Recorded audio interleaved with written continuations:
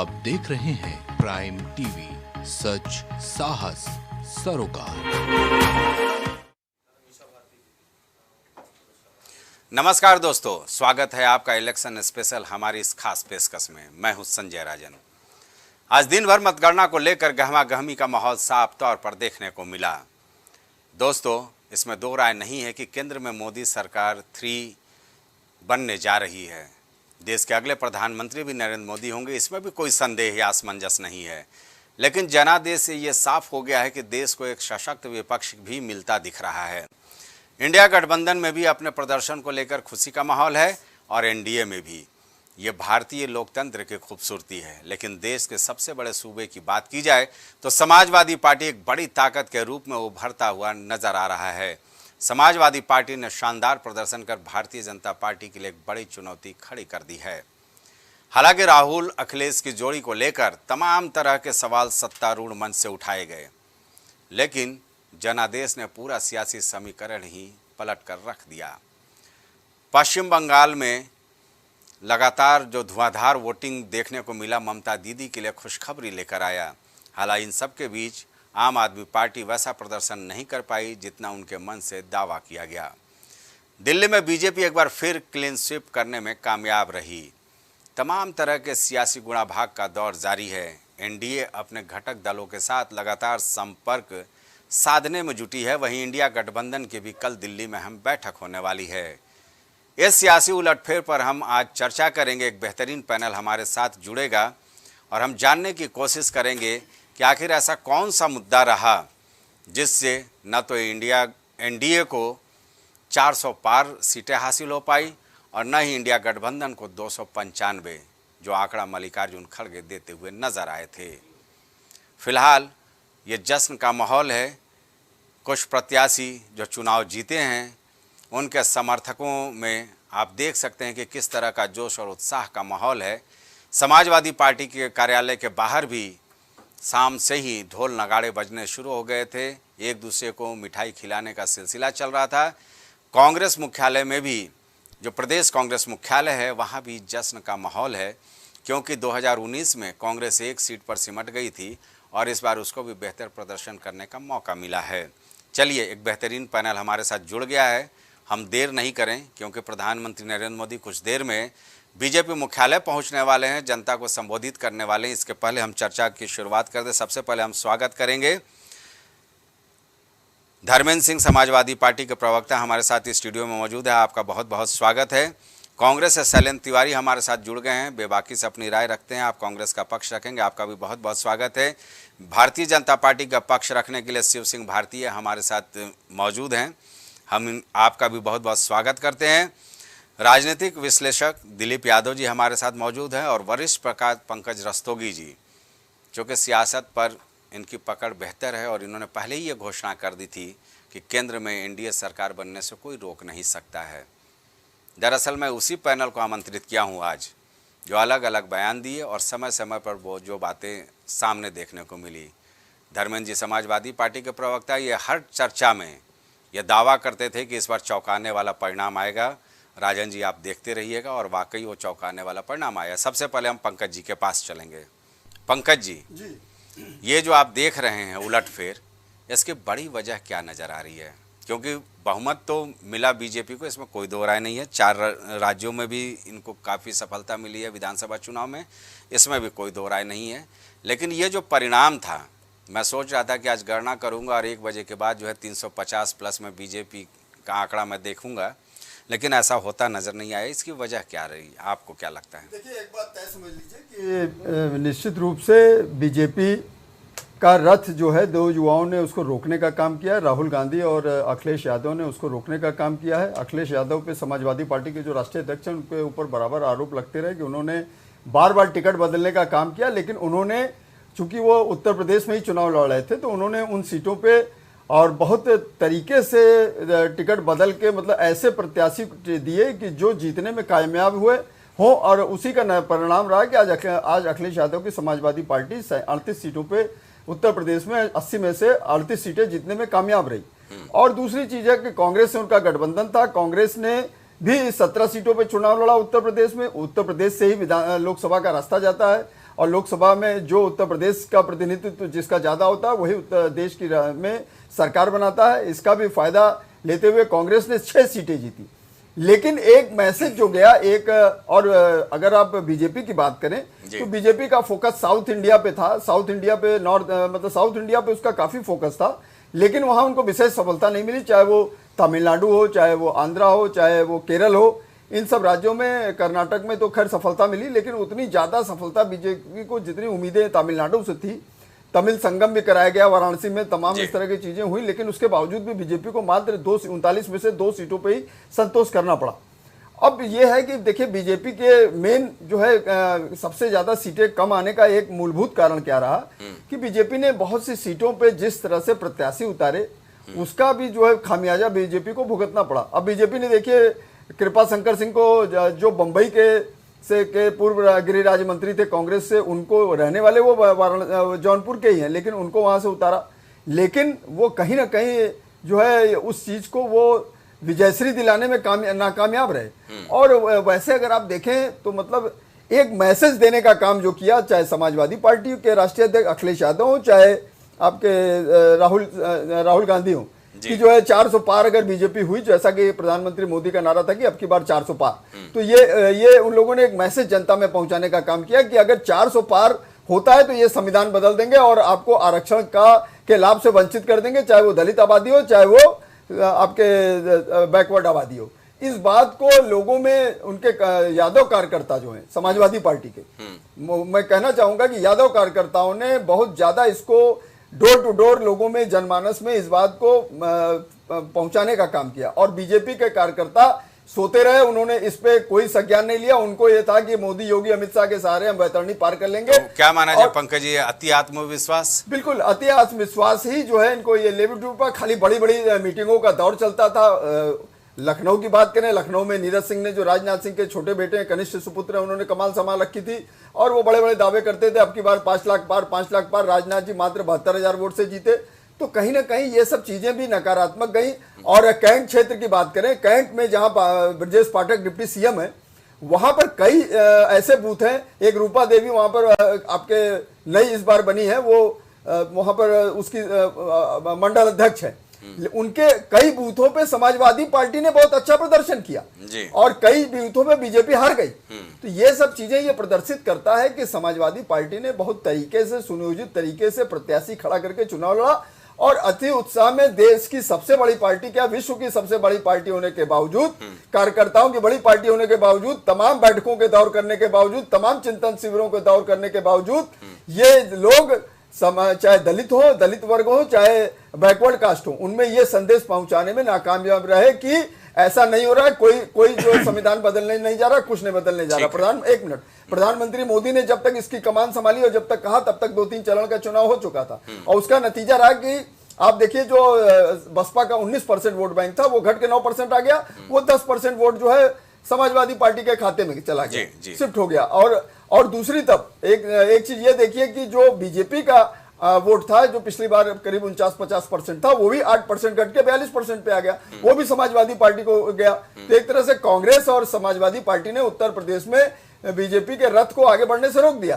तो उसी का परिणाम है कि जो है ये इनका रथ रुका और ये बीजेपी आज अपने तीसरी बार सरकार जरूर बना लेगी, लेकिन बीजेपी 272 के जादुई आंकड़े को, जो बहुमत का 2/3 बहुमत का आंकड़ा है 543 सीटों में लोकसभा में, उसको पूर्ण करने में नाकामयाब रही।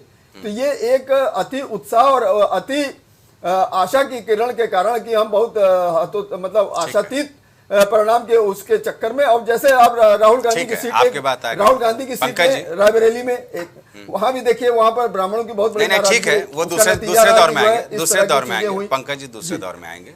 पहले सबको शामिल कर लें चर्चा में। दिलीप जी, भाई आपका क्या विश्लेषण है इसी मुद्दे पर? हालांकि आप समाजवादी पार्टी को लेकर अक्सर कहा करते थे कि बहुत चौंकाने वाले परिणाम आएंगे, जी, आज वो आ भी गया है।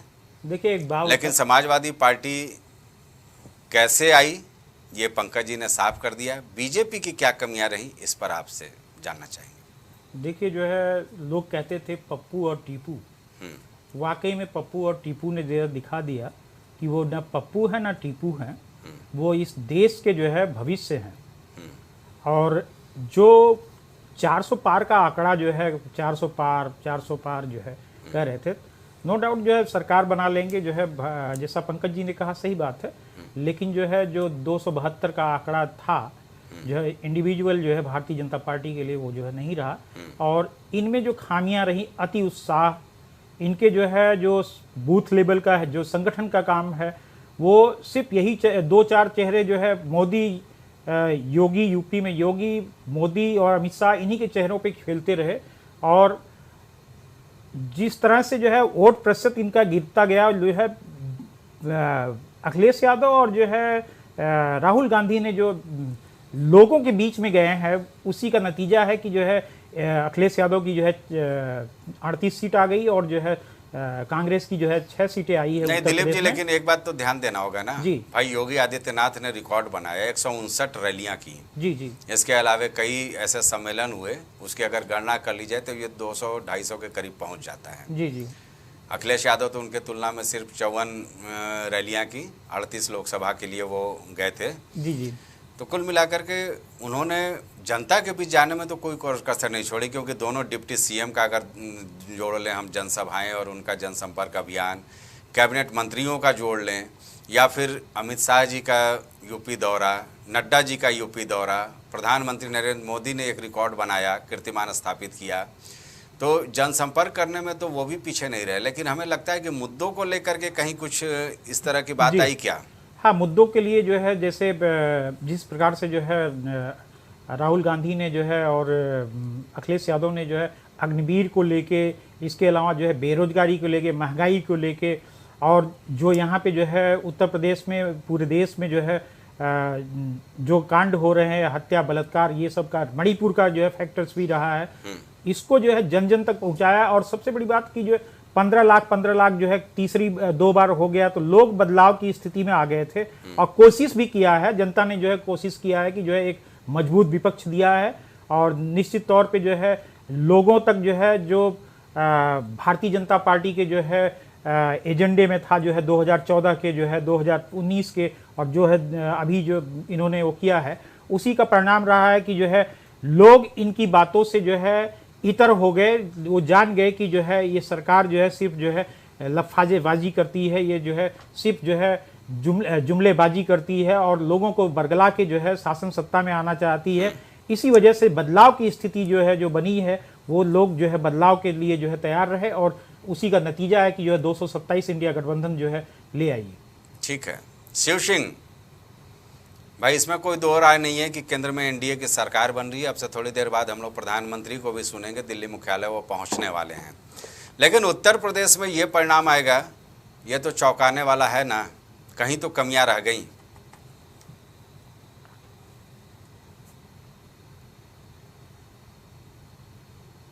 नतीजे जिस तरह के आए हैं, सत्ता नंबरों का खेल है, और नंबरों में आज भी भारतीय जनता पार्टी आगे है। जी, ये खुश हो सकते हैं, क्योंकि मैं कह चुका हूँ नंबरों का खेल है, तो नंबर ऊपर नीचे होते रहते हैं।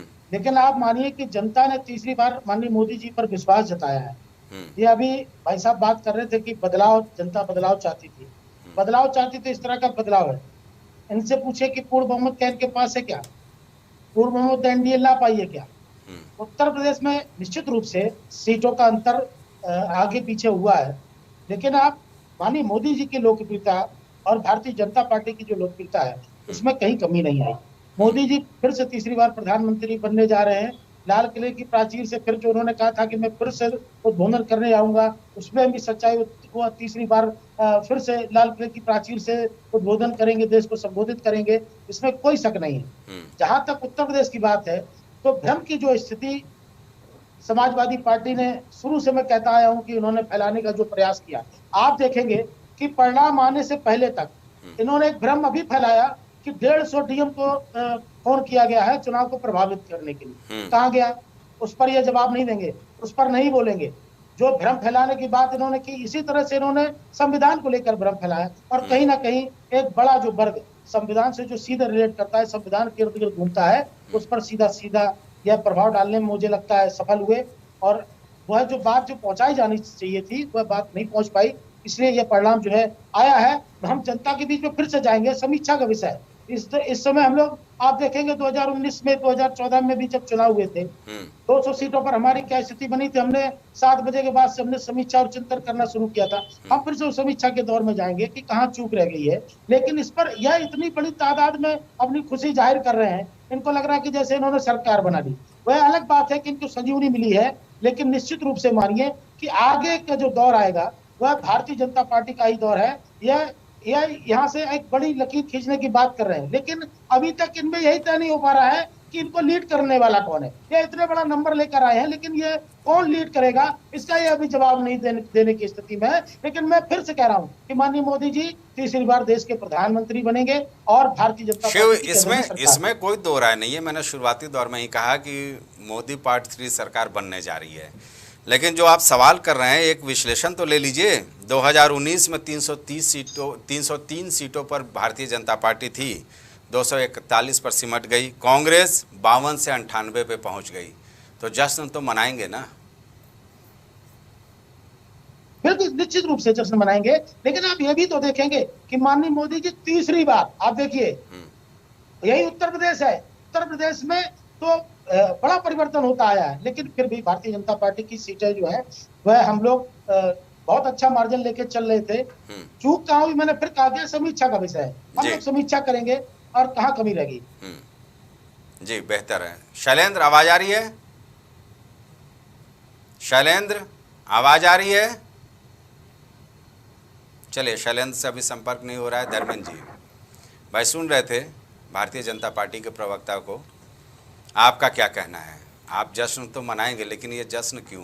भारतीय जनता पार्टी की ओर से सवाल है। संजय जी, हम लोग जब पहले भी बैठे थे और इसके पहले आज दिन में भी मैं चैनल पे था, तो हमें उम्मीद थी कि हम 60 के आसपास रहेंगे। वैसा हुआ भी, क्योंकि हम लोग जमीन पर थे और जमीन पे जो बुनियादी सवाल थे उनको लेकर के जो जनता आंदोलित थी, जो नाराज थी, शायद ख्याल होगा आपको, एक दिन मैंने कहा था जिस तरह से जयप्रकाश जी के समय में सिंहासन खाली करो कि जनता आती है के नारे के साथ, उस तरह जो बुनियादी सवाल महंगाई, बेरोजगारी, भ्रष्टाचार, आधी आबादी की चिंता, शिक्षा, स्वास्थ्य, काला धन, माँ गंगा को साफ करने की बात रही, वाराणसी कोयटो बनाने की बात रही, 100 स्मार्ट सिटी, बुलेट ट्रेन, ये जो तमाम वादे करके 14 से आए थे, उन बुनियादी सवालों को लेकर के जनता और विपक्ष दोनों लोग लगातार संघर्ष में थे।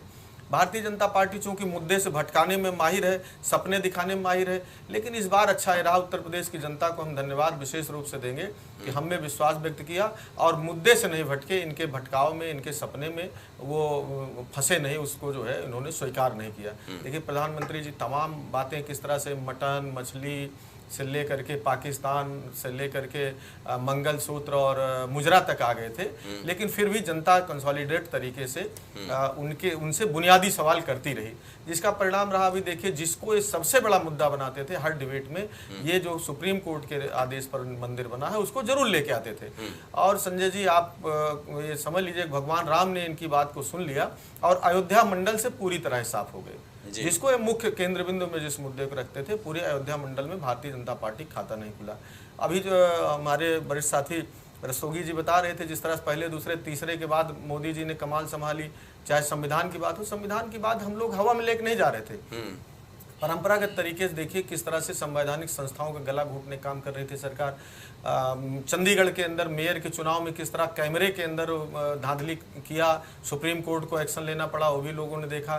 किस तरह से जो तमाम संवैधानिक संस्थाएं, चाहे निर्वाचन आयोग हो, चाहे सीवीसी हो, चाहे सीआईसी हो, चाहे यूपीएससी हो, सब में भारतीय जनता पार्टी ने एक अघोषित तरीके से उसको कैप्चर करके जेब में रखने का काम किया हो। चाहे इनके तमाम सांसद, चाहे वो हेगड़े साहब रहे हों, चाहे लल्लू सिंह जी रहे हों, चाहे सांसद के प्रत्याशी जो आज सांसद हो गए अरुण गोविल जी रहे हों, चाहे राजस्थान की वरिष्ठ नेता, एक उप मुख्यमंत्री जो संवैधानिक पदों पर हैं, वो लोग लगातार जनता से कह रहे थे 400 हमको दीजिए, हमको संविधान बदलना है। तो हम कहीं से अपने मन से नहीं ले आए, जिस तरह से ये अपने मन से आरोप लगा रहे थे, कहीं एजेंडे में नहीं रहा। भारतीय जनता पार्टी के साथी से पूछिएगा कि किसके एजेंडे में लिखा था कि वो किसी का हक छीन के किसी और को दे देंगे, किसके एजेंडे में था कि मंगलसूत्र छीन करके दूसरे को दे देंगे, किसके एजेंडे में था कि भैंस 2 होगी तो एक खोल ले जाएंगे, दूसरे को दे।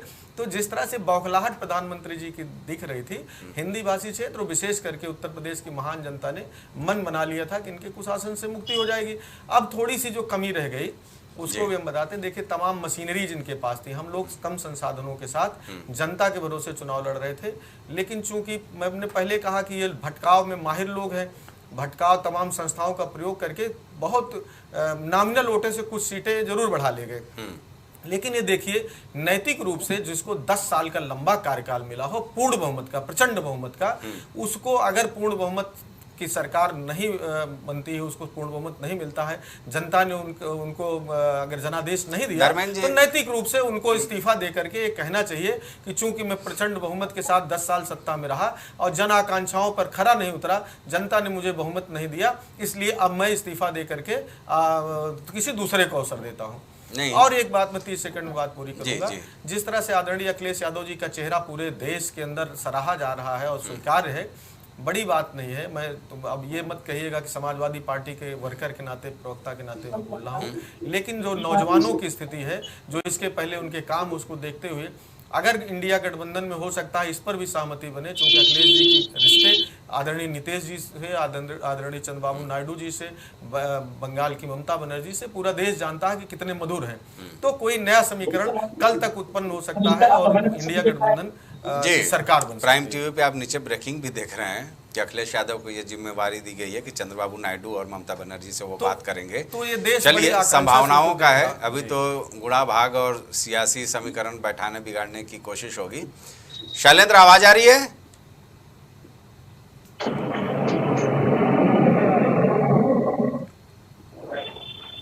शैलेंद्र, आवाज आ रही है? चलिए, शैलेंद्र से अभी बातचीत नहीं हो पा रही है, इनसे संपर्क साधने की कोशिश की जाए। भाई hello hello hello hello hello जी, शैलेंद्र आवाज आ रही है? जी आ रही है, पूरी आवाज आ रही। भाई कांग्रेस की क्या प्रतिक्रिया है आज जिस तरह का परिणाम आया है सामने? देखिए, पहले तो मैं संविधान बचाने वालों और लोकतंत्र की लाज रखने वालों को बहुत बहुत धन्यवाद देता हूँ, और यहाँ चैनल पे बैठे सभी साथियों को बहुत धन्यवाद देता हूँ, बधाई देता हूँ, क्योंकि जनता ने जिस तरह से मैंडेट दिया है। अभी हमारे एक साथी मोदी चालीसा पढ़ रहे थे, मैं नहीं जानता हूँ कौन से, क्योंकि वो मैं सिर्फ चालीसा सुन रहा था। देखिए, ये जो मैंडेट जो खिलाफ गया है, जो आज जनता ने मैंडेट दिया, वो मोदी के खिलाफ है, भारतीय जनता पार्टी के खिलाफ नहीं है, एकदम क्लियर बात है। और मोदी जी को नैतिकता हो अगर उनके अंदर जरा सी भी, हालांकि वो है नहीं, उनको इस्तीफा दे देना चाहिए और यहीं से अपने आप को झोला उठा करके किनारे हो जाना चाहिए, क्योंकि वो 400 पार और 370 पार ले जा रहे थे, तो उनकी तो ये नैतिक हार हो चुकी, मेजोरिटी नहीं ला पाए। एक बात। दूसरी बात ये है कि अभी आप भी डिस्कशन कर रहे थे, ये जो वोट है, जो जनमानस ने वोट दिया है, ये महंगाई के खिलाफ है। 700 रुपए किलो लहसुन बिक रहा है, 200 रुपए में कड़वा तेल बिक रहा है, ठीक है। आमदनी आदमी की बढ़ नहीं रही है।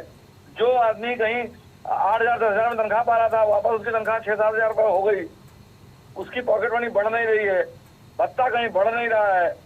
पेट्रोल आपने जो है ला करके 100 रुपए पहुंचा दिया, सिलेंडर आपने 350-400 में मिलने वाला उसको 1100 पहुंचा के 100 रुपए कम करने के बाद भी 1000 रुपए का सिलेंडर है। तो कुल मिलाकर के ये इसके खिलाफ वोट है। और अग्निवीर, आप सोचिए, अग्निवीर योजना जिसमें लोग जो है मरने के बाद शहीदी का दर्जा भी नहीं पा रहे हैं, कहीं ना कहीं ये सब सारे मुद्दे जो है आम जनता में। और सुनिए, ये जो खटाखट वाला मामला है ना, ये खाते खुलना शुरू हो गए खटाखट, ये पैसे जाएंगे। और मैं आपको बता रहा हूँ, अरे पैसे जाएंगे कहाँ, जब केंद्र में सरकार बनेगी तब तो। अरे उसी को बोलने तो दीजिए साहब। हाँ शैलेंद्र, बताइए ना, मैं सुनी तो रहा हूँ। सरकार बनेगी, सरकार इंडिया गठबंधन की बनेगी, अभी देखते जाइए, क्योंकि वहां पर बहुत लोग जरा हट के अभी देंगे एनडीए को झटके, बहुत लोग हट के हैं, आप देखिए तो जरा। चलिए, दिख रहा होगा बैनर लिख के हैं, फलाने सबके हैं, देखा होगा आपने जी।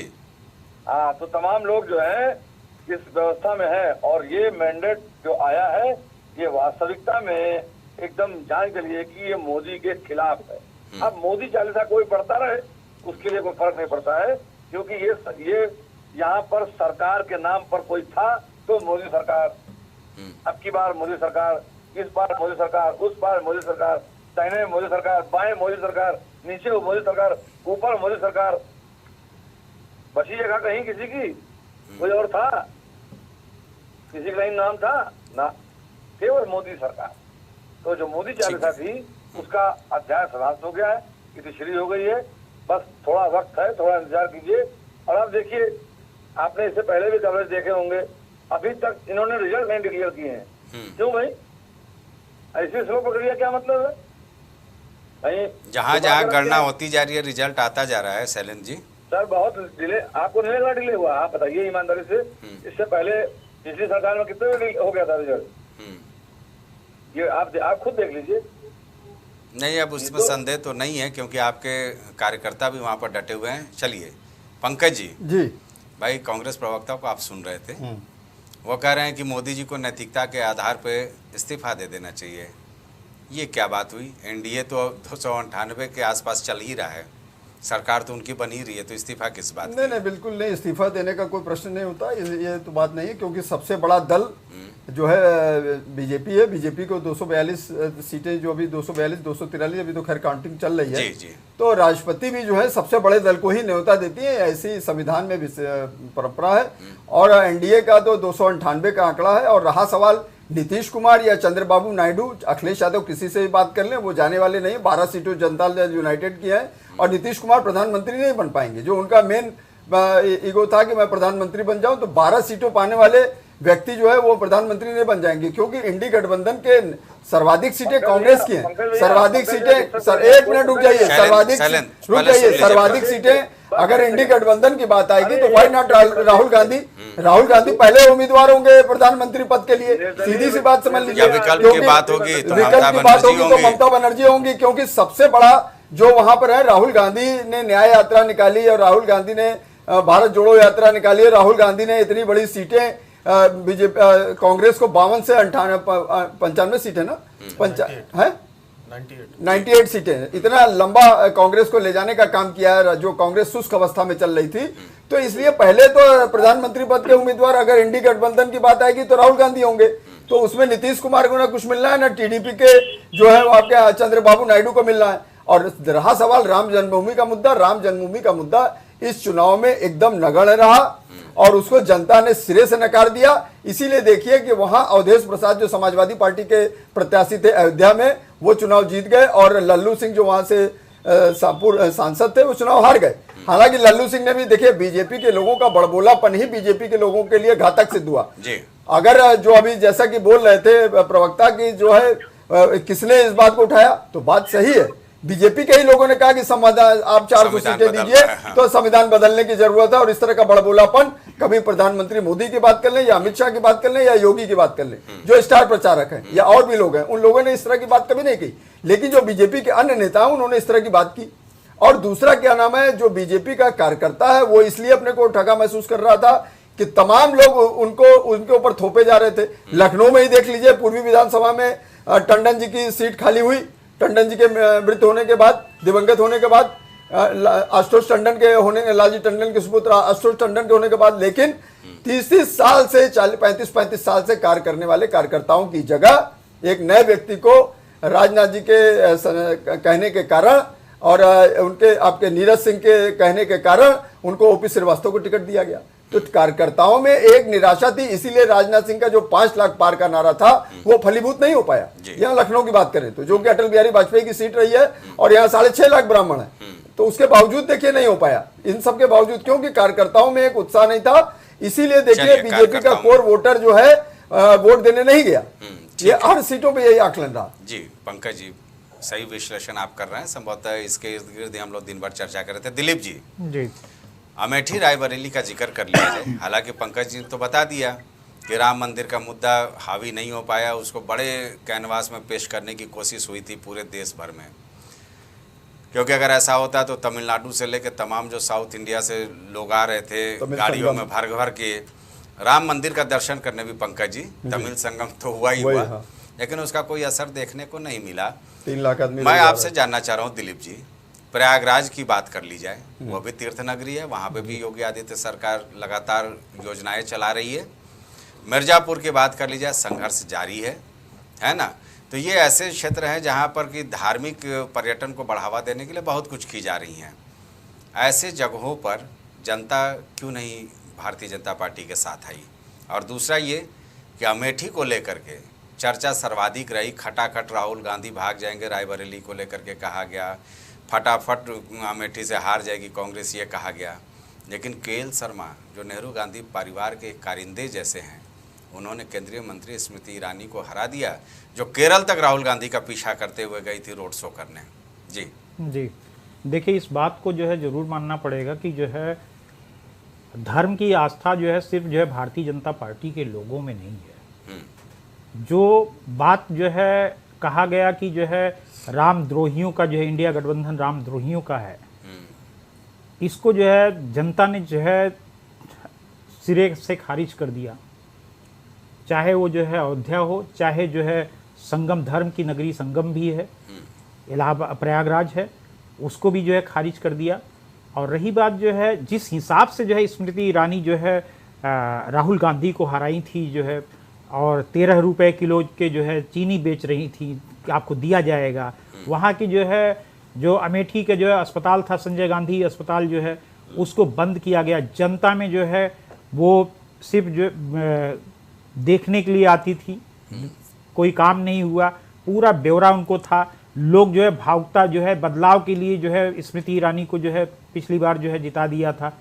उन सब से जो है आजीज आके जो है, और सबसे बड़ी बात है कि जो है अमेठी सीट में जो है जो ये कह रही थी कि जो है अरे भारतीय जनता पार्टी वाले भी कहे और ये भी कहे जो है स्मृति ईरानी की वो तो उनके जो है नौकर हैं, इन सब चीज़ों को लेके जो है जनता ने जो है बहुत नकार दिया। क्योंकि वहाँ पे जो गांधी परिवार का जो है रहा है, जो है चाहे इंदिरा गांधी से लेके जो है राजीव गांधी हो, सोनिया गांधी हो, या फिर जो है राहुल तक हो, सब लोग जो है लोगों से जो है जुड़े रहे, वहाँ की जनता के जो है भावनाओं से जुड़े रहे। हमने तो कई पिक्चरें देखी हैं कि जो है राहुल गांधी साथ में अपने फादर के साथ जो है वहाँ पे जो है जमीन पे बैठ के खा रहे हैं राजीव गांधी के साथ। जो है राजीव गांधी ऐसे ही निकल जाते थे। तो गांधी परिवार का अमेठी में जो है बड़ा काम किया है उन्होंने।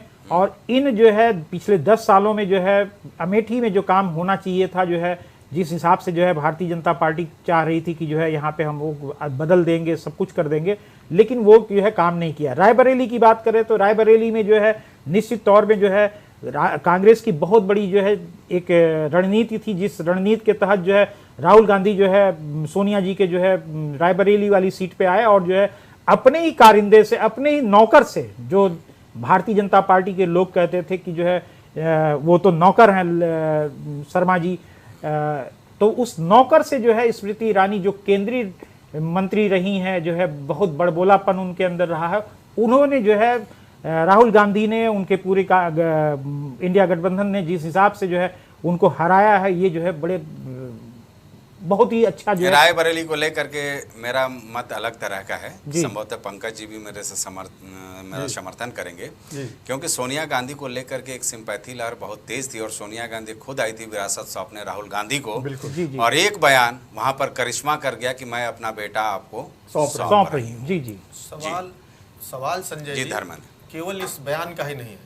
अमेठी रायबरेली की जो जहाँ तक पर्टिकुलर बात है, अमेठी और रायबरेली में आजकल जो भी औद्योगिकरण हुआ है, वहाँ के लोगों को जो नौकरियाँ मिली हैं, वहाँ का जो भी विकास हुआ है, वो कांग्रेस के ही और हम समाजवादी के ही ज़माने में हुआ है। चाहे वो राजीव गांधी जी के समय में काम हुआ हो, चाहे राहुल गांधी जी के समय में हो, चाहे अखिलेश यादव जी के समय में हुआ हो। उसके बाद जो भारतीय जनता पार्टी की जो पिछले कुछ वर्षों की लगातार सरकार है, ये वोट तो इन्होंने अमेठी से लिया, रायबरेली से भी लिया, कई इनके एमएलए जीते, मिनिस्टर बनाया, लेकिन इन्होंने वहाँ की जो तमाम फैक्ट्रियाँ जो पहले के समय की लगी हुई थी, जो किसी कारण से बंद हो गई, ना उनको रिवाइवल कराने का, उनको चलाने का प्रयास किया, ना कोई इंडस्ट्री नई लगाने का काम किया, ना कोई बुनियादी एम्स भी समाजवादी पार्टी की सरकार में हमने जमीन दी थी। केंद्र में कांग्रेस की सरकार थी, उन लोगों का प्रपोजल था, बल्कि वो एक ही एम्स की बात हो रही थी, तो उसी उन्हीं के कहने पर दूसरे, चाहे गोरखपुर का एम्स हो, वो भी हम ही लोगों ने जमीन उस समय समाजवादी पार्टी का आदरणीय अखिलेश यादव ने जमीन दी थी। तो सवाल ये जो महत्वपूर्ण अमेठी रायबरेली के लोग जानते थे कि हमारे यहाँ जो भी विकास डेवलपमेंट हुआ है या होगा, वो समाजवादी पार्टी और कांग्रेस ही करेगी, इंडिया गठबंधन। तो एक बड़ा फैक्टर ये था। फिर राहुल जी आए, राहुल जी को अमेठी भी मांग कर रही थी, रायबरेली भी मांग कर रही थी कि हमारे यहाँ लड़े। आ रहे हैं और शैलेंद्र। अमेठी के लोग तो मन बना के बैठे थे कि हमको केवल बुनियादी सवालों को ही नहीं जिताना है, हमको केंद्र सरकार, अमेठी सहित में उसमें उत्तर प्रदेश पूरा जोड़ लूं, हमको केंद्र सरकार और उनके मंत्रियों के अहंकार को भी हराना है। तो अमेठी ने जो है जहां बुनियादी सवालों को जिताया, बुनियादी मुद्दों को ऊपर रखा, वहीं जो अहंकारी मंत्री थी उनकी हराई। और अहंकार का आलम यह था कि आप देखिए इस सरकार के 4-5 बड़े मंत्री जो उत्तर प्रदेश के अंदर, चाहे अजय मिश्रा टेनी हो, जिनके ऊपर किसानों के ऊपर गाड़ी चढ़ाने का आरोप लगा था, लेकिन इनको केंद्र सरकार ने, मोदी जी और अमित शाह जी ने अपने मुकुट में धारण किया हुआ था, उनको जनता ने हराने का काम किया। कौशल किशोर जी देखिए आपके यहाँ बगल से मिनिस्टर थे, कितना कंट्रोवर्सी थी, उनको हराने का काम किया। स्मृति ईरानी जी बड़ी मंत्री थी, उनको हराने का काम किया। तो महेंद्र नाथ पांडे जी जो यहाँ के प्रदेश अध्यक्ष और मिनिस्टर रहे, उनको हराया। साध्वी निरंजन ज्योति को हराया। और उत्तर प्रदेश सरकार के कई मंत्री जो चुनाव लड़े वो भी हार गए, उसमें चाहे रायबरेली का दिनेश सिंह हो, चाहे जयवीर सिंह हो, मैनपुरी के। महत्वपूर्ण ये था कि जनता बैठी थी कि आप बुनियादी सवालों से, जब हम सवाल पूछते हैं, हम उनसे जवाब चाहते हैं, तो आप मुद्दे से हटा करके ड्रिल करना चाहते हैं, आप हमको सब्ज़बात दिखाते हैं। आखिर देखिए, मंदिर की मैं बात नहीं करना चाहता, लेकिन ये बताइए हिंदुस्तान के अंदर 12 ज्योतिर्लिंग है, 51 शक्तिपीठ है, तमाम देशों, तमाम क्षेत्रों में है, भगवान विष्णु के मंदिर हैं, साउथ में बड़े बड़े केरल मंदिर हैं। आज तक आपको किसी ने बताया कि इस मंदिर को हमने बनाया इसलिए हमको वोट दीजिए? आज तक किसी ने बताया हो? संजय जी बताइए, कितनी ऐसी बात है कि अयोध्या का जहां तक राम मंदिर का सवाल था, ये बार बार उसको कहते थे कि हमने बनाया, राम को हम लाए हैं। किस तरह से ये लोग बोलने लगे। क्या राम, जो हिंदू मैथोलॉजी को जानते, तो राम तो हालांकि धर्म की परिभाषा करने के लिए यहाँ नहीं बैठे, लेकिन राम कण कण क्रम में है, ईश्वर सर्वत्र व्याप्त है, ऐसा हमारी मैथोलॉजी हमको सिखाया जाता है, चाहे गीता हो चाहे वेद हो। लेकिन आप सीधे सीधे कह रहे हैं जो राम को लाए हैं। आपका एक, आप खुद खड़े होकर के कहते हैं मैं तो बायोलॉजिकल नहीं हूँ। आपके कार्यकर्ता कह रहे हैं कि कोई भगवान जगन्नाथ जी, मोदी जी के फैन है, कोई देखिए किस तरह कहा कि सूरज का ताप ही कम कर दिया। तो सब जनता देख रही थी कि आपके पास जवाब नहीं है जो महत्वपूर्ण सवालों हैं उनके, तो आप बात को घुमा करके किसी तरह से आप डिरेल करना चाहते हैं, वोट लेना चाहते हैं। समाजवादी पार्टी के प्रवक्ता को सुना आपने, इसका जवाब दे दीजिए कि भाई आपके पास जब कोई जवाब नहीं होता था तो आप मुद्दों को भटकाव के रास्ते पर ले जाते रहे। यह परिणाम रहा जिसकी वजह से उत्तर प्रदेश में आपको ये परिणाम मिला।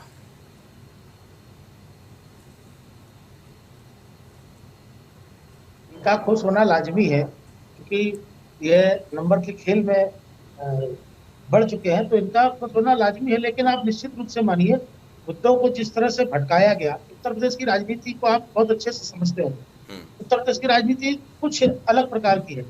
आप देखिए 5 साल भ्रम की राजनीति करके बसपा और सपा खेल खेलती रही। इन्होंने इस बार भी उसी तरह का खेल खेलना चाहा, लेकिन आप निश्चित रूप से मानिए, जो इन्होंने यह जनता के बीच में डर दिखाने का काम किया था, कहीं ना कहीं उस खेल में ये आगे निकले और इस वजह से सीटों का जो है अंतर है इधर का उधर हुआ है। लेकिन आप निश्चित रूप से मानिए कि देश की जनता ने, आप ऑल ओवर देखेंगे, हम क्लीन स्वीप भी किए हैं, कहीं पूरा प्रदेश क्लीन स्वीप किए हैं, आप उन पर भी चर्चा करिए। देखिए माननीय मोदी जी से हम पूरा देश बहुत बड़ी अपेक्षा रखता है, ठीक है। आज हम मैंडेट पाने के बाद भी और ये हमको जवाब देना पड़ रहा है कि हम लूज कर गए, हम ये कर गए। अरे गठबंधन होता है, गठबंधन किस लिए बनता है? इनका भी जो गठबंधन बना है वो वोट ऑफ नंबर उतने पा गया है, वो खुश हो रहा है। हम वोट ऑफ नंबर, हम तो जो आंकड़ा बहुमत का होना चाहिए उससे कहीं ज्यादा है, उसके बाद भी इस तरह की बातें करना कि इनके पास जवाब नहीं होता था, ये मुद्दों को भटकाने का काम करते थे। हम जिन मुद्दों पर चुनाव लड़े, जनता हमारे साथ आई, हमको जनता ने बहुमत दिया है, हम सरकार बनाने वाले हैं, इस पर समीक्षा की जानी चाहिए। अब आप आज भी वही रट लगाए हैं कि मुद्दों को भटकाने का काम किया, मुद्दों को भटकाने का काम किया। देश की जनता फिर से माननीय मोदी जी के साथ है, प्रधानमंत्री माननीय मोदी जी बनने वाले हैं। ये बहुत अच्छी तरह से जितनी जल्दी समझ जाएं, इनके लिए अच्छी बात है।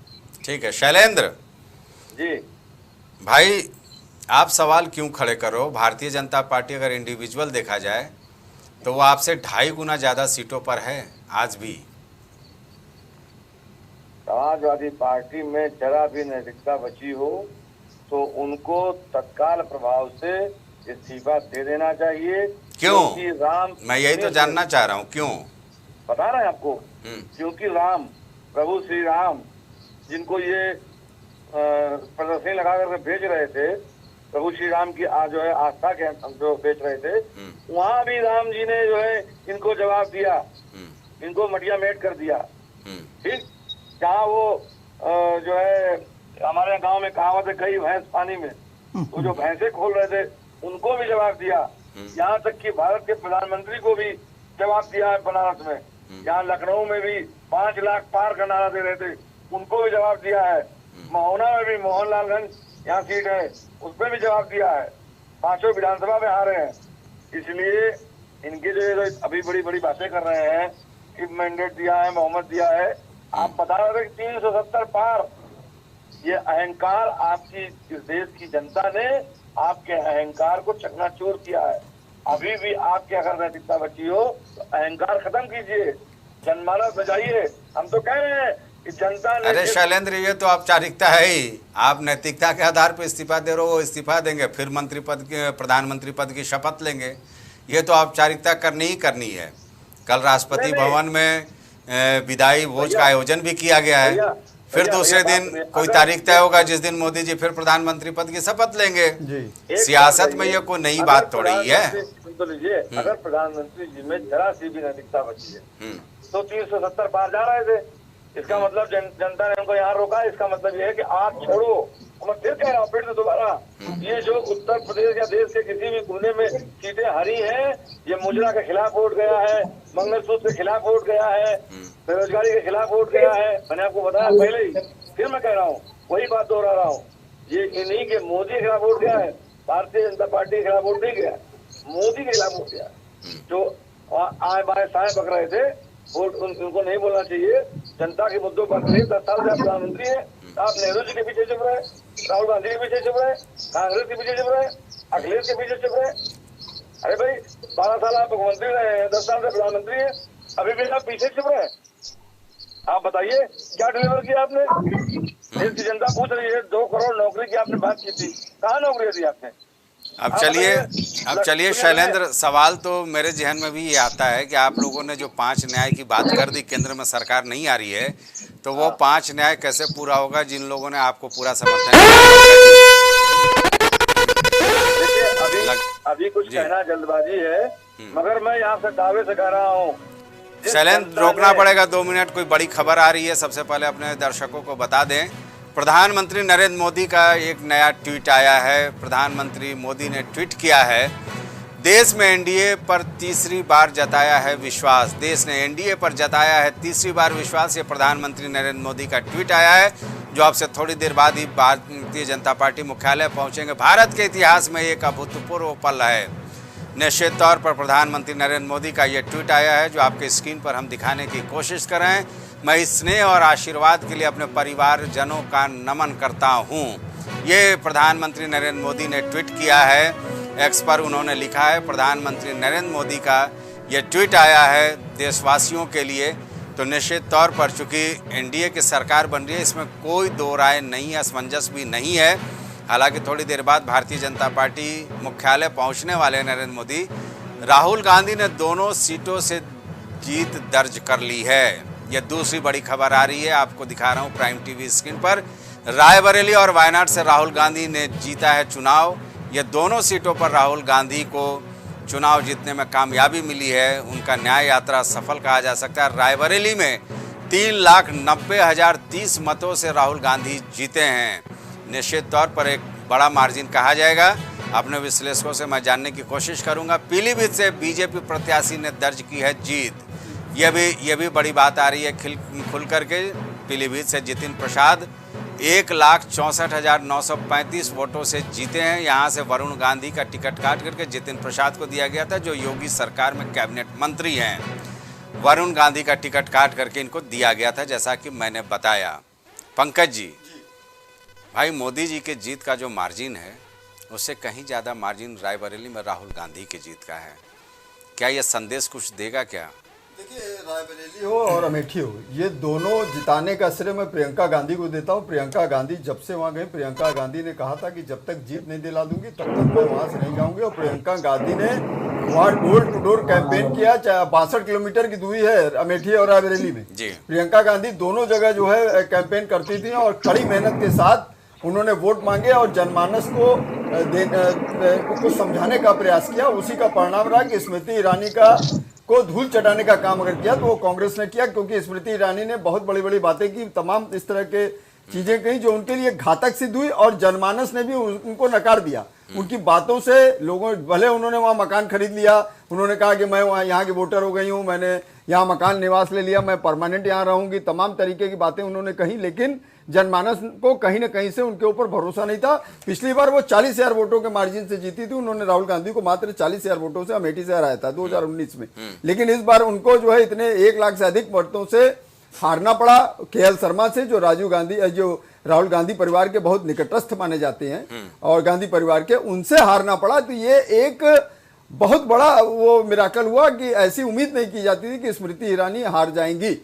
और ये इसके लिए प्रियंका गांधी ने बहुत कड़ी मेहनत की। प्रियंका गांधी दोनों सीटों पे पुरजोर रात दिन एक किए हुई थी, उसका परिणाम सार्थक परिणाम देखने को आया और दोनों सीटों पे कांग्रेस को विजयश्री मिली। संक्षेप में, क्योंकि बड़े नेताओं का जीत हार एक बड़ा संदेश देता है पूरे देश के लिए। निश्चित तौर पे देखिए, जिस हिसाब से जो है कांग्रेस का ग्राफ बढ़ा है, इसमें जो है नो डाउट जो है एनडीए गठबंधन मोदी तीसरी बार प्रधानमंत्री बनने जा रहे हैं। अभी मतलब ये कयास लग रहा है, कुछ भी हो सकता है, लेकिन भारतीय जनता पार्टी और नरेंद्र मोदी का जो चेहरा है उसको लोगों ने जो है कम आंका है, गिरावट आई है, जिसका परिणाम है कि इंडिया गठबंधन जो है इतना भारी मार्जिन से लीड ले रहा है। चलिए, वक्त यहीं तक इजाज़त देता है, लेकिन फिलहाल ये कहा जाएगा कि प्रधानमंत्री नरेंद्र मोदी का जो ट्वीट आया है उससे साफ तौर पर ये परिलक्षित होता है कि देश का तीसरी बार बागडोर संभालने के लिए प्रधानमंत्री नरेंद्र मोदी तैयार हैं और संभवतः कांग्रेस का जो इतिहास है उसके समकक्ष वो पहुंच जाएंगे। फिलहाल इस चर्चा में इतना ही। सारे मेहमानों का बहुत बहुत शुक्रिया। मुझे दीजिए इजाज़त। थोड़ी देर में प्रधानमंत्री नरेंद्र मोदी भारतीय जनता पार्टी कार्यालय मुख्यालय पहुंचेंगे दिल्ली में। उस तस्वीर को लेकर हम आपके सामने फिर पेश होंगे। क्या कुछ कहते हैं ये देखने वाली बात होगी। नमस्कार। कुछ भाव पुष्प। आप देख रहे हैं प्राइम टीवी, सच साहस सरोकार। MGM hospital and research centre, advance neuro and spine surgery centre. आपका स्वास्थ्य ही हमारी प्राथमिकता। पता झलवा प्रयागराज। मस्तिष्क मनोरोग, नस एवं नशा मुक्ति के विशेषज्ञ डॉक्टर राकेश पासवान। पता Sitaram hospital, Darbhanga colony, Lowther road, Prayagraj. बच्चों के उज्जवल भविष्य के लिए चुने आदर्श जनता विद्यालय, गोला कस्ता रोड, उमरपुर, लखीमपुर खीरी।